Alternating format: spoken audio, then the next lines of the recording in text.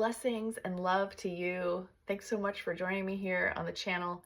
We are studying the lessons of A Course in Miracles, and today we're on lesson number 262. Let me perceive no differences today. Father, you have one Son, and it is He that I would look upon today.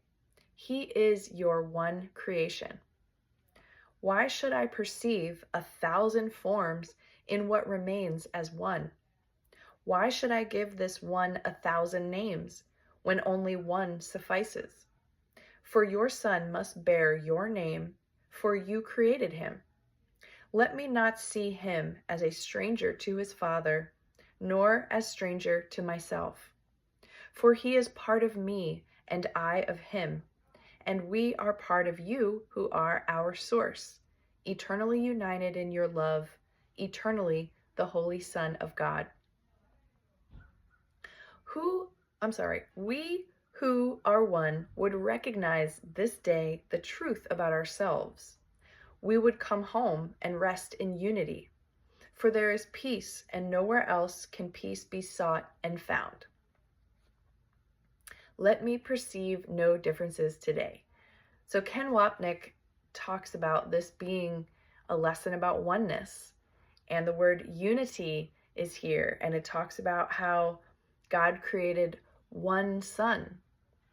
And a lot of us have a hard time at times feeling that unity and that oneness with others because of the way our ego mind reminds us of our differences, our judgments, our evaluations of others, our certainly evaluations and judgments of ourselves.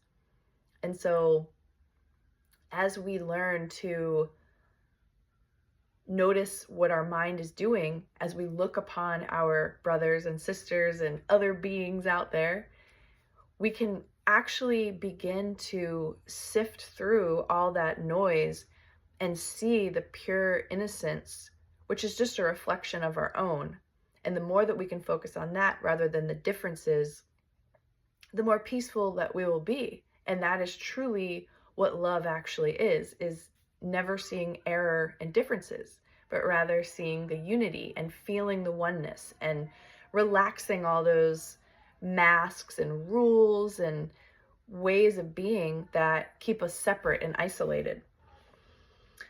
So the final bit of commentary from this lesson shared by Ken, I would like to read to you, and read a section from actually the Manual for Teachers in section 20.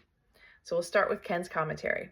What a wondrous gift awaits us when we release our arrogant designs for peace. Our arrogant designs for peace, because we know how things should be, right? Arrogant designs for peace. And what joy comes when we accept the unity of God's creation without opposite.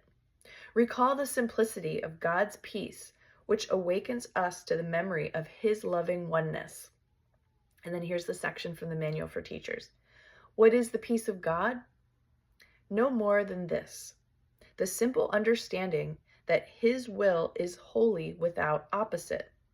Now is the mighty will of God himself his gift to you.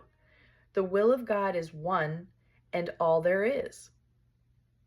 This is your heritage, the universe beyond the sun and stars, and all the thoughts of which you can conceive belongs to you.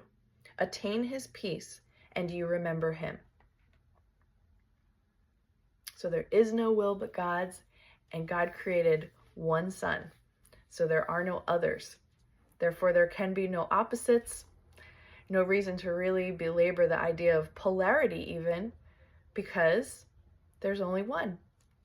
And we are that. And thank you for joining me, for being here, celebrating the fact that there are no differences between us, that we share the mind of God, and we are all extending into that loving, trusting surrender, which is our path. And the following of the path, doing it together, encouraging each other to remain in a state of openness and trusting and surrender, is the best thing that we can do. So thanks for joining me today. I hope you enjoy these lessons and that they're helping you deepen your practice, showing you things about your mind that have been preventing you from being aware of the love that's always surrounding you, holding you, and reassuring you that all is well and everything is going to continue to be okay. We're just having this dream, we're learning, and we'll be back home again together in unity very, very soon. I love you all so much, and I'll see you back here again on the next video.